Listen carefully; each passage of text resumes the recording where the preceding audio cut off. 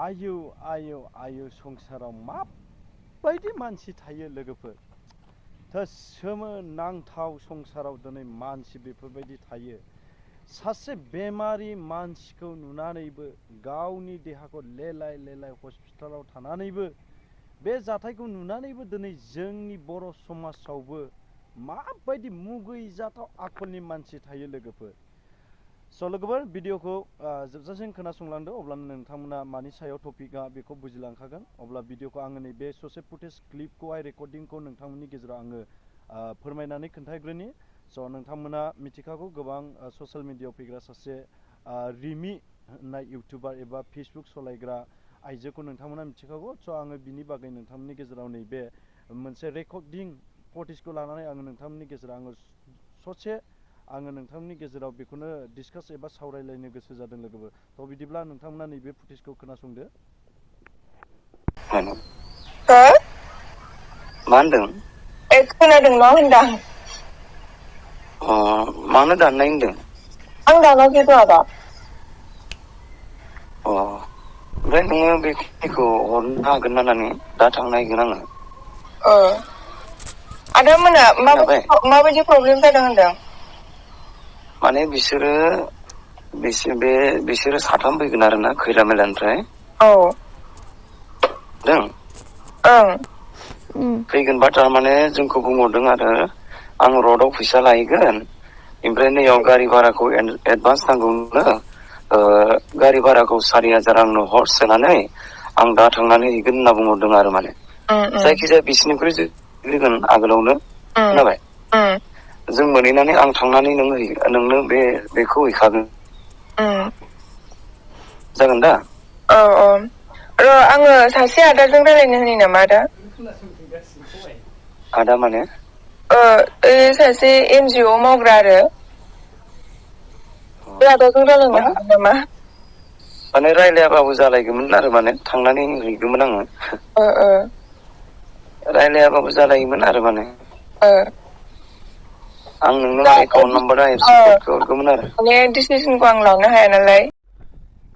लोगोफोर नोंथांमोना थारैनो नैबे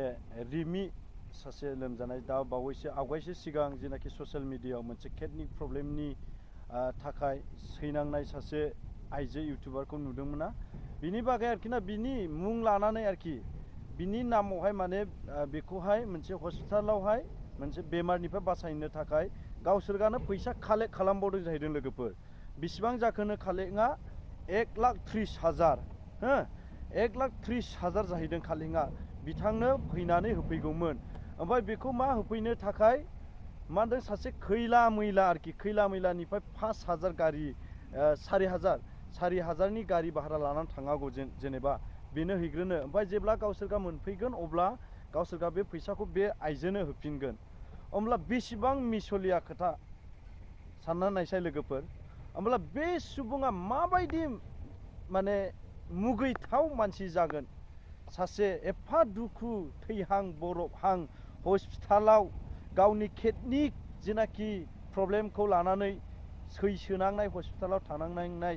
सासे आइजोनि सायाव बेफोरबायदि गाज्रि इनाय अनागार लुथिनानै जाग्रा जोंनिनो बर'नि भाषाजों सासे आइजोनाव फैसा दाबिनाय बै सुबुंनि गोसोआ माबायदि जागोन लोगोफोर एसे सानना नायसाय आं जेब्ला फेसबुकखौ बोदलानानै नायो ओरैबायदि सहाय हायै नुबाय आङो रेकर्डिं खोनाबाय 4,000 हरनांगौ आरोखि गारि भारा लानानै थांग्रोनो थाखाय बिसोरो गावसोरगा 1,30,000 जमा जानाय फैसाखौ बिसोरो बेनो सोना हरग्रोनो हाया जाहैबाय बिसोर बिनिफ्रायसो सासे जब्रा सासे किडनि देम जानानै हस्पिटालाव सैसोनांनाय सासे बेमारि मानसिनिफ्रायसो जेनेबा बियो फैसा 4,000खौ बिहरनो मोनबाय लाजिसिं बाथ्रा मा एसे मुगैथाव खामानि बेलाय आयौ खैला मैलाबावनो जोंनि एसे मोनसेल' गामि बारनांगौ खैला मैलानिफ्रायसो थाङा हैबावगोन जाहैदों बिनो सोर बेलाय खैला मैलानि खोन्थाहरसाय जों सिनायो खैला मैलानि जोंनिनो एटाच सोर बियो खैला मैलानि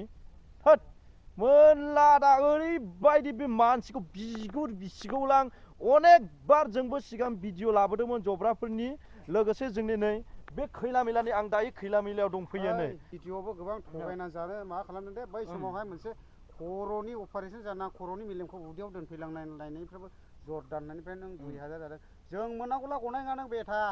ओरैबायदि दुखुनांथावथाव खिन्थु सिदा खोथा बिथाङानो सासे SK बड' ब्लग 70 साबस्क्राइब फलोवार्स गोनां बिथाङानो इउटुबार सासे बिथाङाबो जब्राफोरनि बेबायदिनो माखासे भिडिअ लाबोयोमोन हायोला सहाय खालाम नोङो बेबायदि सहाय खालाम बेबायदि दाखालाम नोङो मिथिबाय मालाबा फापमा नोंनावबो नांगोन मिथिबाय गोजौने नोंखौ नायनानै थानाय नङा सिदा बियो जाया मोसायाबो 100था जुदि मोसौखौ अरना जायोब्ला बेबो सानसे बमब्रायो मिथिगौ अतिरक्त पाप करेनि थ' लोगोफोर आङो बेखौसो नोंथांनि गेजेराव मोनसे मेसेज होनो सानो बेफोरबायदि मानसिनिफ्राय सांग्रां जा जेब्लायबो गावखौ सांग्रां जानानै थानाया मोजां आरोखि ना आं मा बुंबावनो माने आं ओरैबायदि थानो हायो आङो दिनै बे भिडिअखौ बानायनो गोनां जाबाय लोगोफोर हो ओरैबायदि सहाय हायाखै आं 4000 थगायनानै आयै खैला मैलानि बावनो आजिखालि डिजिटेल मुगायाव मा 4000 सोरबा खावला हरथ'लांग्रोनाय बिलाय जेनेबा नोंसिनाव जुदि 1,30,000 अलरेडि कालेक्ट जाखाबायला नोंसोरो बिथाङानो सासे डिजिटेल एबा अनलाइननि माबाजों गेलेग्रा मानसिखा नोंसोरो बेनो सोना हरनो हायोमोन ना मा लोगोफोर थ' आङो बेखौनो दिनैनि भिडिअखौ बानायनानै दोनथ'नाय जाबाय लोगोफोर ओरैबायदि दुखु मोननायजों सासे जब्राखौ बेफोरबायदि थगायनो नाजानायखौ नुनानै आं सहाय हायो आं भिडिअखौ बानायनाय जाबाय गोरोन्थि जादोंब्ला एसे निमाहा खालामदो लोगोफोर हो बयनिसिमबो गोजोननाय थाबाय।